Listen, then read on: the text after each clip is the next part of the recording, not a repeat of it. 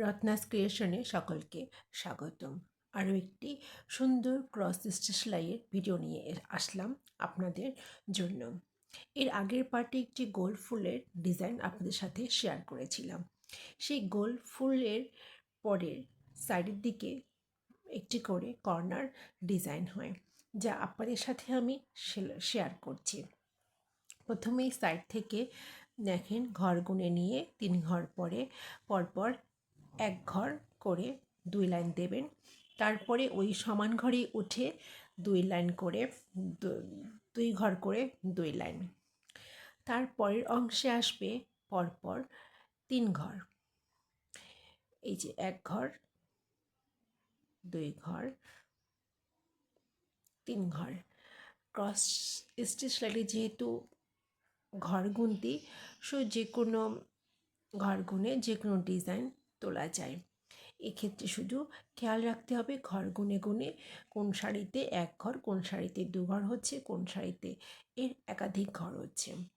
যেমন এখানে পরপর 1 ঘর করে 2 লাইন, 2 ঘর করে 2 লাইন এবং 3 ঘর করে 3 লাইন হয়ে গেল।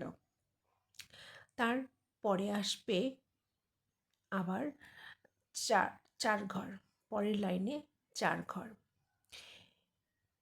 এরকম করে এইভাবে ঘর গুনে গুনে এই ক্রস স্টিচ সেলাইটি দিয়ে সুন্দর সুন্দর ডিজাইন তোলা হয়। দেখতেই পাচ্ছেন এভাবে 4 ঘর হয়ে গেল। যেহেতু ক্রস সেলাই সেহেতু সেটিকে আবার ফিরে আসতে হয় একইভাবে ওই ঘরেই।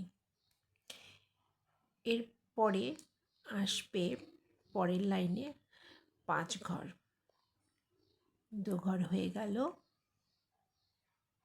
3 ঘর, 4 ঘর, 5 ঘর। আবার ফিরে আসতে হচ্ছে।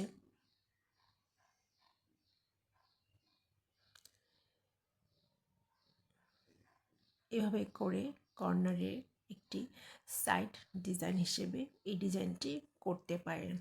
আপনাদের ভালো লাগবে যে কোনো ফুলের পরে।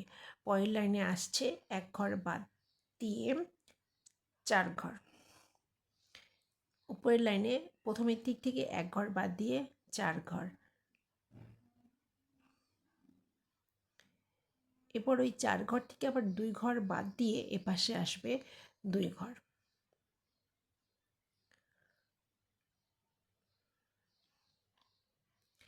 এবার আমরা এই 2 ঘরের 1 ঘর থেকে নিয়ে আমরা উল্টা পাশে আসবো। এবার উল্টা পাশ থেকে হবে আপনার 1, 2, 3 ঘর।